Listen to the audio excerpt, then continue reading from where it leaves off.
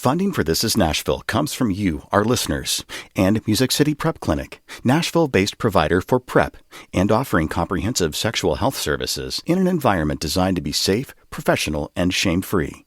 Learn more at musiccityprep.org. I'm Khalil Ekulona, and this is Nashville. What's the longest relationship you've been in? That's a question you'll find on dating apps, or it may have been asked by a matchmaker or a really nosy relative. For most of us, the answer varies from a year to a decade, maybe a little bit more. But I don't know about you. I am fascinated by the couples who've spent multiple decades together. These are couples who have grown together, and despite the changes that come with life, their bond is as strong as ever. Let's take Beth and Tommy Womack, for instance. They met at a college fraternity party, but they didn't start dating for 2 years. Beth was a morning and afternoon anchor at Channel 5 News for many years and now works for Nashville Metro Public Schools. And Tommy is a musician and author known, among other things, for being one of the founding members of the band Government Cheese. They have been together, as they tell us, for 39 and a half years and married for 31 of those years. And we're really grateful to have them here with us today. Beth and Tommy Womack, welcome to This Is Nashville. Thanks so much for being here. Thanks for having us. How you doing? I'm doing all right. How about you? I can't complain. I hear that. So let's go back to the very, very beginning. Tell me about the first time you saw each other. What did you notice about the other, Beth? The first time we ever saw each other, I suppose, was at a fraternity party, and I was a party goer, and he was a guy in the band. Okay. What were you playing? We were playing covers, and I think I was playing bass that night. I don't remember. You know, the trope, the ladies love the bass guy. Well, they're steady as she goes kind of people, you know, Mm-hmm. and as musicians go, which is not saying much. How did you two start to become an item? What happened next? I don't think we even really talked that night. That's just, I think the first time we may have said hi or gotten introduced or something, and Probably the next party. These were rush parties, so there was 3 parties a week, you know, and probably well, it wouldn't have been a rush party. You were never rushing a sorority. It had to be for some other excuse to have a party that the SIG-Eps had. But the first time I noticed her was in that basement, and her eyes and her dimples. What was it about her eyes and dimples that captivated you? They were cute. Well, the eyes were a little smoldery on top of being cute, and her face is just, I mean, think of Betty White back when she was a fox. Okay. That got you there. So what'd you do next? Well, see, I learned everything I know about relationships from her, but I obviously hadn't been taught those relationship skills when I met her, you know, and it took a couple of years before I kind of realized I want to date this person. I want to see what's going on there. On a serious level, you know, that 2 years after the frat house basement. Okay. When you're looking at your life and you're trying to feel your way and you realize somebody's next to you finally it got your back. Yeah. And she did. And, you know, by 1984, I think it was, the fall of 84 is when we started dating proper. Okay, so let me ask you this, Beth. Were you waiting for him? Was he a sparkle in your eye, too? Were you asking yourself, when is this guy ever going to ask me out? No, because I was kind of flying blind, too. I went to these parties because my girlfriends were going to these parties, and I didn't want to sit in a dorm room alone, you know, and they were fun. I never dated a whole lot. I was really shy, so I was not going to come out and do that. But I noticed him, and he was obviously a smart guy, and I found out he was a mass communication major like I was. He was a year ahead of me, so we didn't have classes together or anything like that, but we'd run into each other in the department hall, you know, say hi. But and that's actually when we finally got together. It was there. We were talking out in the hallway, and we got accosted by this professor who was on a rant about something, and we're just standing there kind of looking around going, how are we going to get away from this guy? And he turned around to say something to somebody else, and he just grabbed my hand, and we ran down the hall. Okay. He just ran because we needed to get away from this guy. We ran across town. We ran all the way to the Lovers Lane Apartments, aptly named. That's the name of the apartments that I lived in, was Lovers Lane Apartments. That's so on the nose. I love it. And we had some friends over there. It was a Friday. Some friends had what they called the Friday Afternoon Club. Mm-hmm. So we just all get together on Friday afternoons and drink rum and hang out, and we ended up there. Okay. So several years you lived together, but I also understand along the way, Tommy, you proposed a few times. Yeah. I lose count. I'm not sure how many times it was. The first night we were laying in bed, we'd been together maybe 3 or 4 or 5 months. And I'm just, you got to know, I have this problem. I have no filter. I was laying in bed next to her, and I was staring at the ceiling. The lights were out, and I thought, I was kind of wondering if maybe, not now, but somewhere down the road, if you'd mind marrying me. And that was my idea of a proposal. Okay. Around 11:30 at night in a dark bedroom at Lovers Lane Apartments. And so, Beth, I imagine you said no. It kind of shocked me, so I just said, well, that's a pretty big step. And he took this deep breath and said, phew, I'm so glad to hear you say that. Because, no way was I committing to anything like that yet. How many times did you propose, Tommy? I didn't have to after the first year. Okay. After the first year, things were solidified, and we were seeing if this, we were still not to that married step at all, but we were living together, and we were we got closer and closer to it the way of you're on a train. It just, eventually things that were way off in the distance, you're going in that direction. Well, we got there. We knew it was for good. We had a short breakup that happened, but it didn't last long. But after it did get back together, the two of us, it got more serious. Mm-hmm. Right from then on, and it was that was 89. We were married 3 years later. Yeah, we moved to Nashville early in the spring of '92. We still hadn't made any definite marriage plans. We were officially engaged by that point. Had a ring, talked to Dad and Mom, mm-hmm. and all of that. Mm-hmm. But it just fell into place. We just decided. We didn't have this year-long go crazy wedding plans. I think we decided in September, okay, let's do this. Let's just get this done. Not like, let's just get this over with, but let's just do it. We know we're going to. We know we want to. Mm-hmm. And so we decided that, I think, in September, and we got married in December. We did not have a spectacle. Okay. we just had a nice...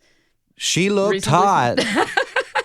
It was a spectacle seeing her come down the aisle. I mean, it was a lovely wedding, but it wasn't a huge wedding. It was in the town I grew up in, which is a very small town, little church I grew up in. Mm-hmm. My sisters were my bridesmaids. His band were his groomsmen. And, okay. It was lovely, but it wasn't a huge deal that we, spent our life savings on. Okay. Question for you both.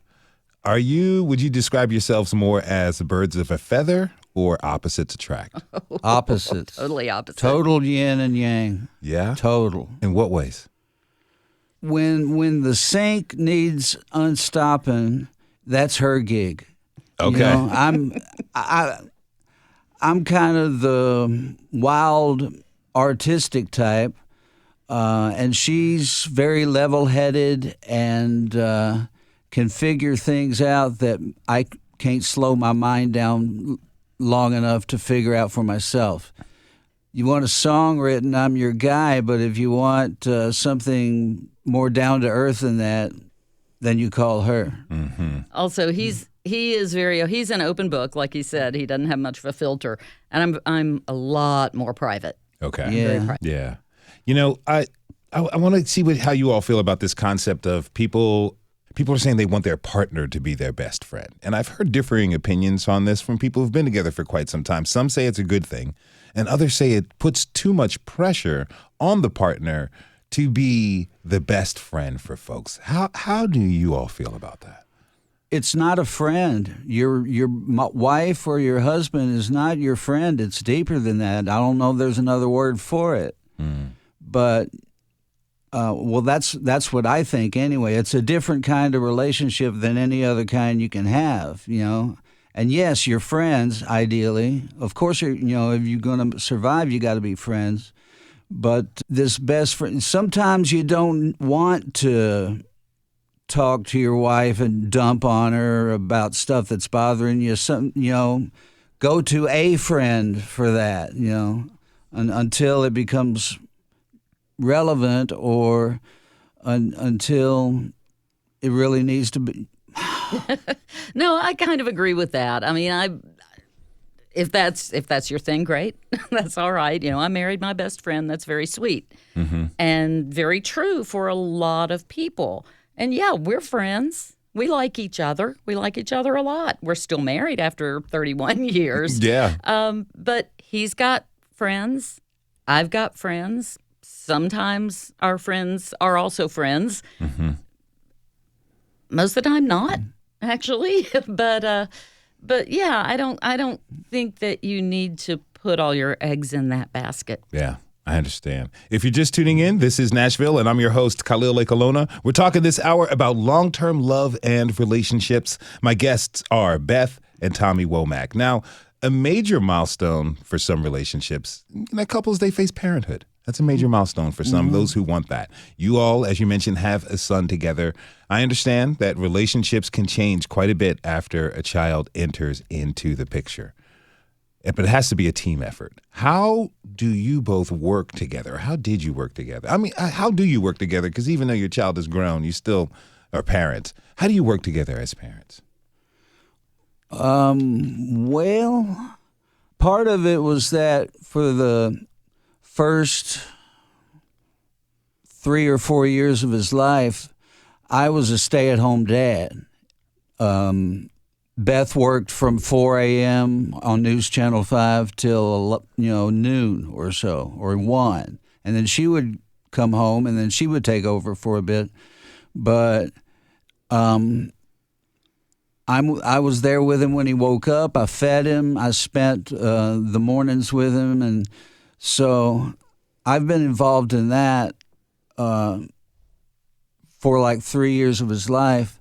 And I mean, we talked, you got to keep the lines of communication open between mom and dad and the kid. I think, yeah, a lot of that, like a lot of things in our relationship were unconventional because, I had my maternity leave and then I went back to work. But I worked such a weird schedule that I was still home a lot during the day. Yeah. And so that worked out. He still was going on the road sometimes, and that was a little difficult when I had to have friends come spend the night with me to take care of the baby if he was going out on the road on a night or day that I had to work. But we worked that out because we kept, like I said, we kept communicating about it. We talked about don't go out then. That's not going to be a good time. But he was great as far as not losing the baby. Yeah, that was the rule every day. Don't lose the baby. Well, you didn't. No. Well, and I didn't really tour my first 2 solo albums. My first solo record came out 3 days after Nathan was born. 2 days, and I couldn't go on the road and support it. It was on a nice label, and I got some nice notices in the press and stuff, but I didn't have a booking agent and couldn't, it was not in the picture then. I was a stay-at-home dad, and I was a stay-at-home dad for that record in 1998 and its follow-up in 2000. I was, I didn't tour those first couple of records. And then the older he got, the more I got back into the touring game because I hated... He was 3 years old, and I did a month-long tour of Italy, and I was crying sometimes. I missed him so much. The older and less cute he got, the longer I could stay out on the road without seeing him. Well, tell me this, how do you all approach working through any difficulties or conflicts you may have had in your relationship? Well, every now and then, if need be, I can try honesty. Okay. It's a novel concept. Yeah. Being honest with each other and, like we said, keeping the lines of communication open and just acting like we care for the other one. We're big huggers. We like to hug a lot. Mm-hmm. We like to make each other laugh. You want to be somebody that you would like to spend your life with. Not every day is a convivial act of wonderful relationship all the time, but it's important to have those moments when you're just affectionate and we're both very stubborn, but we're also both very polite. Okay. That's an interesting combination. It is, but we'll yell at each other every once in a while. It happens, we've had our moments where there's been some screaming involved, but for the most part, not a lot of screaming. Not a lot of screaming, but passion behind the words. Yeah, there you go. Yeah, of course, passion behind the words. Yeah, you're going to have that if you stay together for 39 years. There's going to be moments where you're not seeing eye to eye, and sometimes moments in given our yin and yang, you're going to have moments when you totally don't see eye and eye, and then you got to give and take. You don't argue till you win. You argue till what's right reveals itself. That's interesting. When I was a young man, first time I ever stepped foot in a Trader Joe's in Los Angeles, I ran into a couple. They had been together for 55 years. Wow. Mm-hmm. And they were all over each other like they were in 8th grade. Mm-hmm. And I was kind of amazed, and so were some other people. And we asked, what was their secret? And they said 3 things. They said, you have to make each other laugh, never go to bed angry, and the romantic intimacy must be amazing. They said all 3 of those things help each other out if you can do that in combination. Mm-hmm. That kind of makes sense. Yeah. Yeah. It does. Yeah. It does. That's a good pie chart. And I think a lot of people freak out when the romance decreases because it's gonna. Mm. You're not going to have that fire you did the first few years you're together. And part of that is just falling into a more and more comfortable relationship with each other. I think we're a lot more comfortable with each other than we were years ago. That's something that's grown every year we've been together, as it logically should be, I suppose. We are very comfortable around each other. And we're so comfortable we can take a drive together and not talk for an hour. That's how comfortable with it, Yeah. And you're not always worried about having to impress the other person because you know each other. Mm-hmm. Yeah. And truly accepted for who you are. How do you feel most loved from the other? I feel it all day long. It's never, it's always a steady stream of love. You got to kind of keep that up like a water fountain, You don't withhold love until you get what you want. The love is the river running through you, and it's your backbone at the same time. I go to work at 7 a.m, so I get up very early. He does not have to get up very early, but he likes to get up early and sit and drink coffee with me in the morning. Mm-hmm. Yeah, that's precious time in the day. That shows love to me. He doesn't have to. He could stay in bed. And sometimes does. This doesn't happen every morning, but he always does like to get up and have a cup of coffee with me before I go to work in the morning. Tommy? I feel most loved from my wife when she walks in the door from work or a weekend trip or whatever, and she's so glad to see me and I'm glad to see her. And that's always a nice moment. As you all look back at the this love and relationship that you have, what's one thing that you really love about your unique story that you have together? Well, okay, if you hadn't gotten this down yet, dear listener, for many years, Beth was a local celebrity, first in Bowling Green and then in Nashville as a person on the air, on television, doing the news. And she gets invited to posh events because of that. I am rock and roll animal at that time in my life. I had hair down to my shoulders, and it was unkempt. I was unkempt from head to toe, but I could play the hell out of a Telecaster through a Marshall amp. And so my world was very much different from hers. And we would go to dinner parties that she got invited to, and of course I'm her husband, I'm her date, and people were just like, "What?" Total yin and yang. I kind of liked that. I kind of liked the dichotomy there, the difference, because I don't like stereotypes, and I don't know, it was just kind of fun to be that different, and to sometimes just gauge people's reactions to it. Yeah, and reciprocate. When she's sweet to me in some way, it makes me want to reciprocate. Sweet back. Keep the sweet going all around. I'm very sweet. Keep extra bagfuls of love around the house so you can grab one whenever you need it. All right. I want to thank you both for being with us today. Beth and Tommy Womack have been together for nearly 40 years. Thank you again for being here, and thank you for sharing this wisdom. Really appreciate it, guys. Thanks for having us. Oh, yeah. Good to meet you, man. Good to meet you both as well. We've got to take a short break. When we come back, we'll drop in on a special bonded pair to hear about their unique love story. Stay with us. This is Nashville.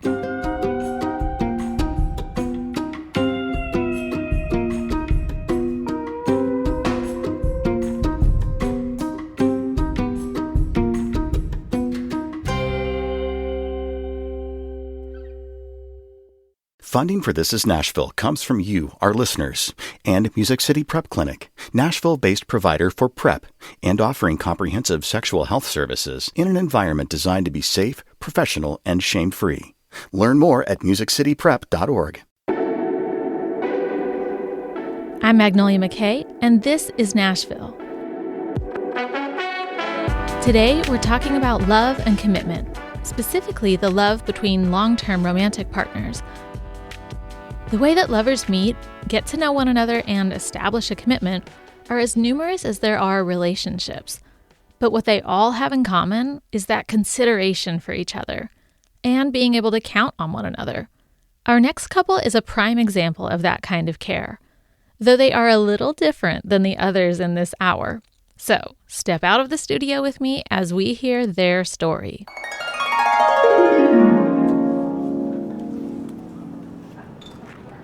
My search for a pair of lovers has brought me to the Catio, a cat cafe and adoption center in the strip mall out by Opry Mills.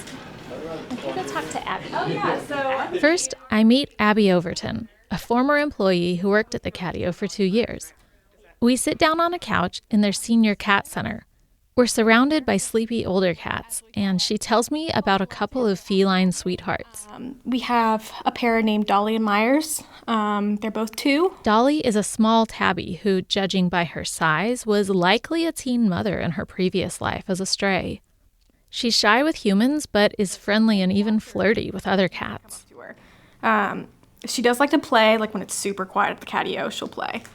Myers is more of like the dark and brooding kind of guy. He's all tough, like he's a big boy. Myers is a big black cat with orange eyes.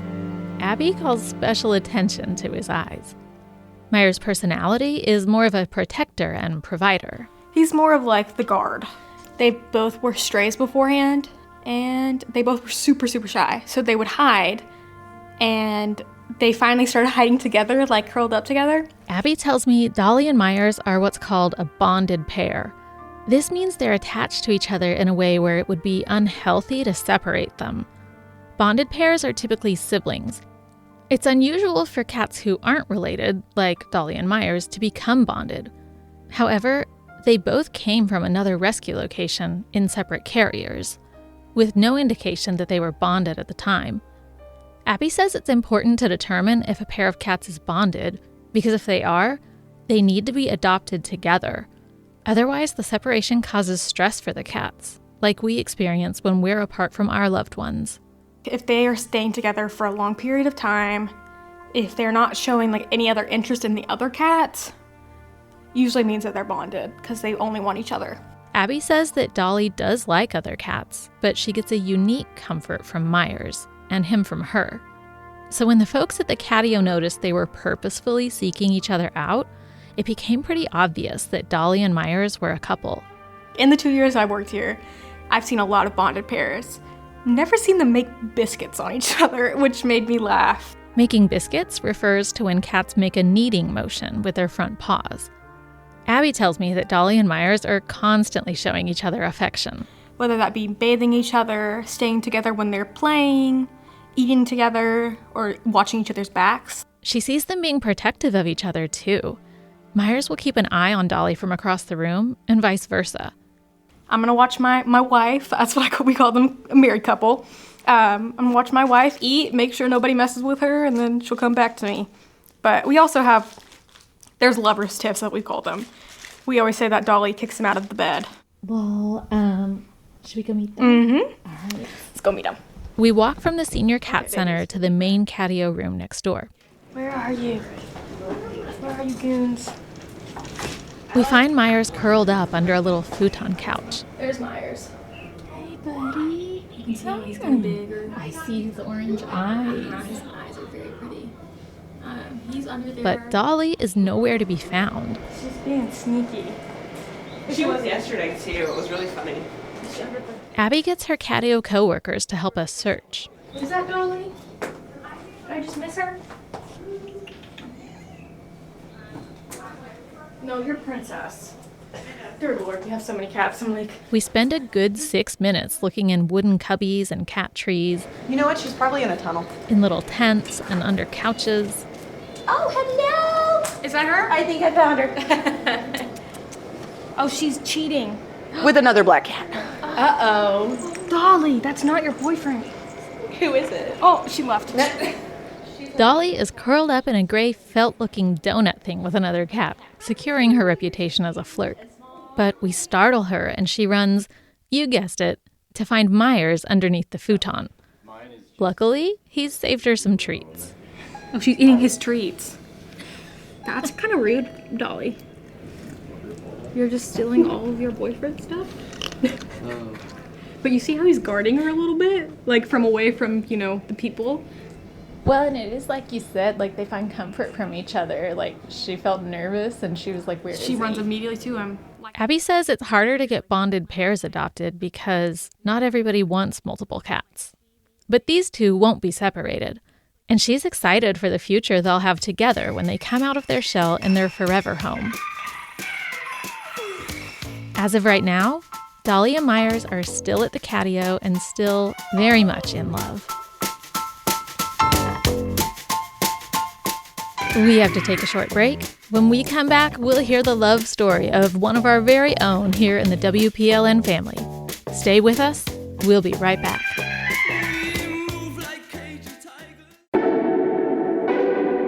I'm Khalil A. Colonna, and this is Nashville. We're discussing love and relationships today. We're seeking to discover what it means to be with someone for multiple decades. Well, my next guests have been dancing together for over 30 years. Cameron Adkins and Teresa Birdsong have known each other for nearly 40 years and have been married for 34. Now, some inside knowledge here. Cameron is a very loved member of the WPLN family. He's our chief engineer, which means he makes sure that our shows get and stay on the air. We are all super grateful for him, particularly me. Now, Teresa works in advertising for local publications like the Nashville Scene and the Nashville Post. Radio and media have been a part of both Cameron and Teresa's lives for many years. In fact, Cameron and Teresa met when they were both working at a radio station. The rest, as they say, is history. We're looking forward to hearing and sharing more of their story about their own love over their airwaves. Cameron and Teresa, thank you both for being here. Welcome to This Is Nashville. Thank you. Hi there. Hey. Again, I saw you earlier today, by the way. We did see each other earlier. This is great. All right, so you both were working at a radio station when you met. Can we say that you all, what were you? Were you passing acquaintances and then one day you just realized that you were meant to get together? What happened? How do you want to put this, dear? I think we were passing acquaintances. She was working on the air. I was coming up there occasionally to help the engineer who was also the owner of the station. So we chatted along the way while she was on the air and played records. And, we eventually, we had pizza or something or Station events, we'd see each other Yeah. and things like that. But I had moved to the area and had somewhere along the way messed up my stereo system. Okay. Now, being in music and being a very big into listening to music, it was a big deal that my stereo system wasn't working correctly. So I got the courage up to say, hey, would you mind come over and take a look at this and figure out why my JCPenney stereo system is not working? And he said, that's your first problem. No, anyway. Okay, now time out. You said you had to get the courage up. Were you nervous? What were you nervous about asking him? Just asking a favor of someone that I really didn't know that well, but I knew he had the skills to fix it, and he was very kind of fun and outgoing, so I knew that he would probably be open to the idea. So what happened? He came over and fixed it. I fixed it. We had been, I don't know, kind of, how would you say, flirting before all that a little bit? Probably that would be a good way to put it. But Yeah. And then I went over and we had a little more personal time. Time to get to know each other better. And Yeah, and it just occurred to me, I really like her. Did I? I guess I gave you a kiss that first time, didn't I? probably. Yeah. I kind of looked at you and said, I really, really do like you a lot. And I think I just did it. And, What did you like about her? oh, gosh. Right off the bat, she was outgoing, unafraid, basically happy most of the time, always smiling, always talkative. I've generally, most of my life, been a bit more of an introvert. She's quite an extrovert, and that's how we complement each other a lot, I think. 'Cause she'll talk when I won't, and then eventually I'll talk. But Okay. Well, Teresa, what stood out about Cameron to you? He was kind of fun. He didn't take things too seriously, it seemed. A lot of the people at that station were very stodgy. Is that a good? Stuffy, yeah. Stuffy, stodgy, however you want to put that. Well, But- it was stuck in the 50s. Come on. was stuck in the Have you 50s. seen their transmitter? No, you don't. So he's, just was a fun person to get to know a little bit better. That's pretty cool. Yeah. All right, so ... life happens. When did you make it official that you two were dating? And was that against company policy? We stayed in touch. She got a job here in Nashville at another station. She moved from Clarksville to Nashville. We kind of stayed acquainted. Eventually, when I was done with work in Russellville quite often, I would start coming back to Nashville instead of going home, which was in Clarksville still at the time. Mm-hmm. And so it was such a long drive. A lot of times I want you to stay the night, and okay, I did that a few times. And it kind of became kind of more often to do that than any other thing. So that's how it got a little more serious as we continued on. You want to straighten me out because I probably didn't say it right. That is perfectly fine. No, so I was working for another station here in town, and he was doing some part-time work for another station. And so the against company rules was never really a big deal. Okay. No, quite a bit then. And there was no company policies back then that I remember. I mean, No, actually, there was lots of couples at that time. oh, yeah. Heck, we were one of probably 3 couples there that got married eventually. That's true. So So walk me through the process of the courtship to you all getting married, Teresa. Well, boy, that's a fun one.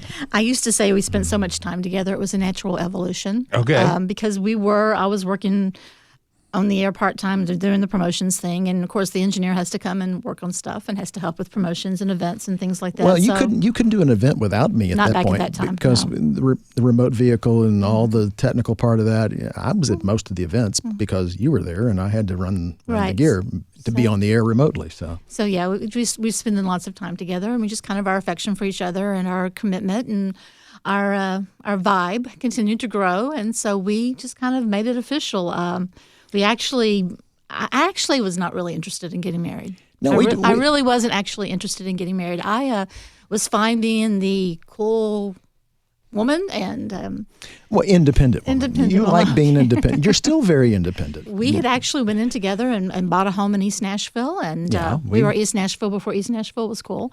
Yeah. And one day, this is kind of a fun story. I like to share this because it kind of tells about our relationship in a lot of ways.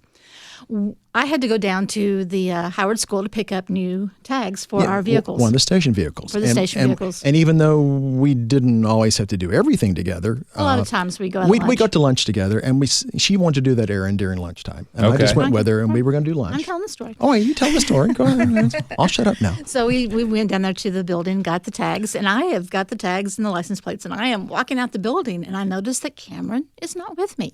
So I'm looking around, where is he? And he's over there by the sign that says marriage license. Yeah, it's down another hallway. Yeah. And just says marriage license. And I'm like, okay, what's going on here? So I walk over to him and I'm like, what's going on? He's like, I think we should do this. And I'm like, what? Get married?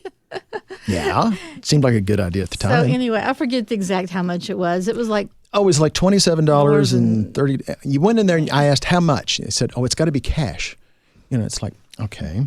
I looked in my wallet and my pockets and didn't have quite a bit. And she looked in hers. After I finally convinced her, it's like, let's see what happens. Okay. And she looked in hers and we put our money together. It was the exact amount of change in dollars, 27 something they needed for a marriage license. Down to the very penny between the two of us. That's all we had. It sounds like a sign to me. So yeah, it was a sign. So it's like flash, lightning. It's like, I guess we should do this. So we got the marriage license, and then my best friend Shannon and I planned a wedding in 2 weeks. Yeah, 2 weeks. Didn't take time. Didn't take a lot of time. We got married at our home in East Nashville. We had some friends from the station and family come over. A friend of mine who worked with the judge's office here in town got his little paper to let him marry us, and we had a nice little wedding, and everyone had cake and went home, and we stayed put. You stayed put. Yeah, exactly. I mean, there was no honeymoon, and we were already there in the honeymoon. We loved our house. That was a great house. All right. So, Cameron, you mentioned something earlier about, Teresa being more extroverted, you being more introverted. People talk about opposites attracting, and in this case, it has. How do you both balance each other? I'd love to hear from both of you on that. You first. Me first. He has gotten much better. He has gotten much better over the years about being a little bit more outgoing and talkative. But there's been times that I've had to pull him into the social situation where he would have been a wallflower sitting in the corner. I've done that many times. But you've never met a stranger. You will talk to anybody in line at the grocery store. She's evolved from promotions and on the air. I mean, she was used to talking to people over the air, to hundreds and thousands of people. I guess we all kind of think that. I envision somebody when I've been on the air, it's like, I'm talking to this one person, but there's really hundreds, hopefully. Mm-hmm. But anyway, you did that. But you do that in person. You listen to people. You talk to people. You don't even know their name. You don't care. You just, she has to know how to talk to people, which is why she's, so good at it. Me, like I said, she's had to drag me along sometimes to some of these events in the past. I've gotten a lot better. Mm-hmm. Last few years, I've tried to listen and be involved, and actually, I'll reach out and talk to people but I'm never going to be that person like she is. But the good thing is while I am more apt to act, he will step back and assess the situation. He'll think of extra questions to ask. He will look at the whole picture from all different angles. And that's a trait that I hope that I have picked up from him to a certain extent. Mm-hmm. I'm a detailed person. It has to be my job. So. Would you both agree that being together for so long in this intimate relationship has given you both ability to kind of anticipate each other's needs without having to say anything? Oh, definitely. Oh, yes. She can be on the other side of the country, and sometimes I feel like we're connecting literally over space and time. I mean, sometimes we've literally thought of calling each other at the very same time, and it depends on who's dialed first, but I mean, within seconds of each other. It's like, I was just going to call you. That happens a lot. Or I was thinking something and, she actually got that message somehow. And I guess it's spiritual or whatever. I think there's a lot of spiritual here. I mean, whether you believe in a religious context to it or whatever, the universe, Mother Earth, I think we do connect at very deep fundamental levels that most people don't, or they forget how to. I always try to remember how to connect to her, and more so to other people anymore, because she's taught me a lot of that. I'm trying to be outgoing, and she's been my mentor on that. That's really beautiful. Conflict happens in relationships. And a lot of folks, if you look on social media these days, they run from conflict when it comes to relationships, particularly at the beginning and budding stages of one. But you can't avoid that. That's going to happen, right? For you both, when something comes up, Teresa, how do you navigate? How have you both navigated the troubles that happen that are natural within relationships? Well, since we are so different, we do kind of handle that differently. He likes to go hide and think about things and come back later with a solution. I want to talk it out right then and there. Drives me nuts. So over the years, I've learned to give him his space for a little bit and then come back around and circle. I think the secret for our conflict resolution is that we've always been able to talk. We can talk it out. No one's really pointing fingers. We don't really say, you said, she said, they said, he said. We kind of keep it, this is how I was acting. This is why I had this opinion or this thought or this action. And we can kind of take it from there and kind of come to a nice resolution. We don't always agree at the end. We will still have our disagreements, and we will still pick on each other sometimes because of those disagreements. But I think we've done a pretty good job. When we've had these rather intense disagreements sometimes, once we've kind of resolved it, and sometimes it's kind of like you just kind of ignore it and say, okay, not going to do it your way, not going to do it my way. We're just kind of hit in the middle. Maybe there's a little compromise, but whatever. And some days later, after we finally got it out of our system, it's like, yeah, remember the other day? Yeah, that was pretty stupid. We pick at each other. We'll make fun on it, make a joke about whatever we were disagreeing on. It's like, that was a pretty stupid reason to disagree. So, and we've had our share of disagreements and trials, just like any two people that live together would. We've moved a couple of times. We've had a child. We've had other things come up. Bought houses, sold houses.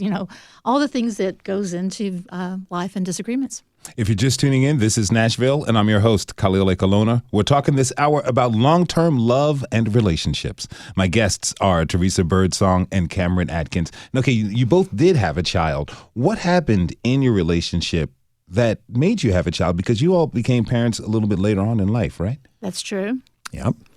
We kind of, with our careers the way they were, we didn't think we had time for it in some ways, because we were working 10, 12-hour days, both of us most of the time. And, we'd go into work together and we'd leave together and eat lunch and dinner together. And that was all, that was one of the best things I think that kept us communicating all the time, because even just driving home, we'd talk over today's problems, even though I didn't know what was going on with her and, my problems. At least we had somebody to bounce it off of. And she understood a lot of my job, and I understood about hers, because radio is, what it is. There's a lot of, interaction. But we thought about it, didn't think we were ready for it. And I'm not sure exactly where it evolved. I know it had something to do with the fact that I had a heart attack. Okay. I was 40 years old. It's kind of hereditary. My dad died when he was 37. I was 4 years old. But anyway, thank goodness it wasn't, terminal at the time, but it scared us both. And we talked about it, and I quite frankly was afraid that if this got any worse, she'd be alone. And I didn't want that to happen. And I wanted some piece of me to go on. Mm-hmm. And so spiritually, whatever, we collectively made that agreement that's like, okay, if we're going to do it, now's the time. Her clock was ticking too. That was part of it. We had other friends that were having kids, and even they were older in a lot of cases. And we thought, okay, here's the right time and environment. If we're going to do it, now's the time. And it's like we made, a conscious decision to do it. And so, a few months after that decision, it was pretty natural. We were very lucky that it happened quickly, and everything was great. And we have a wonderful, wonderful son. And life marches on. Yeah. Answer this for me. What do you do together that you truly, truly enjoy? One of the things that we've done, and we've done this since he came back to fix my stereo all those years ago, is just listen to music. We will put on music, we'll put on videos on TV, and just enjoy listening to an album or watching the videos, talking about the players. We were dancing around to Kool and the Gang this morning in the living room, so yeah. Well done. Well, it's one reason we both gravitated to radio. We love music. Now, I can't perform. I can't, play an instrument. But we love listening to music. So, it just kind of ended up being one reason we got into this business. And it's evolved. But, music is a big thing. One of my favorite things, though, is when we both finally have the time, is to actually travel. We love going to places that are unusual. I have this little hobby. I love going to lighthouses. I've gone to quite a few up and down the East Coast. Hadn't made it to much of the West Coast yet. Been to the ones on the lakes up in Michigan.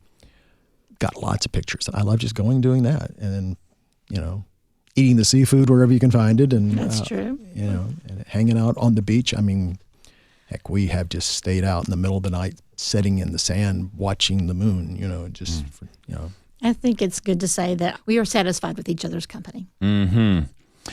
That's simple and wise right there. It says it all. Okay, now I hear you guys have something called the No Fix Fridays.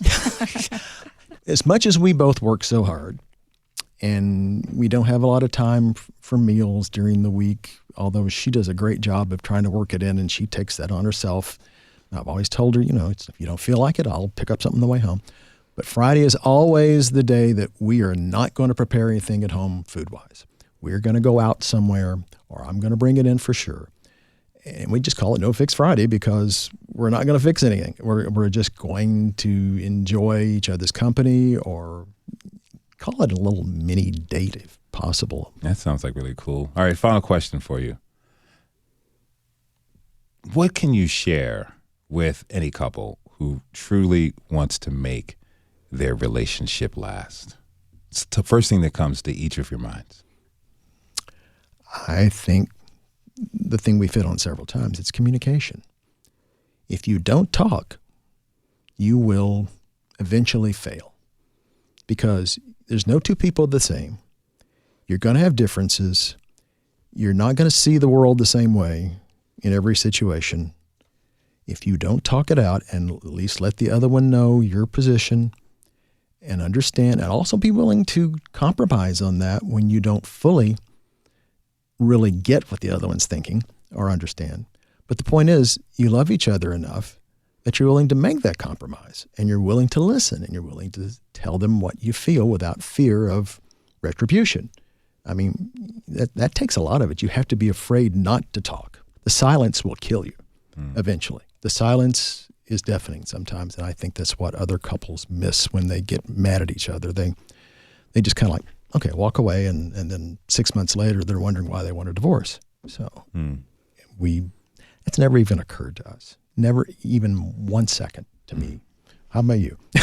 Don't put me on the spot on the radio. That's not cool. I think you have to understand that life is a journey and that you're continuing to grow throughout your entire life. I am a completely different person now than when we first met, and he is too. But we've been able to grow, change, morph together.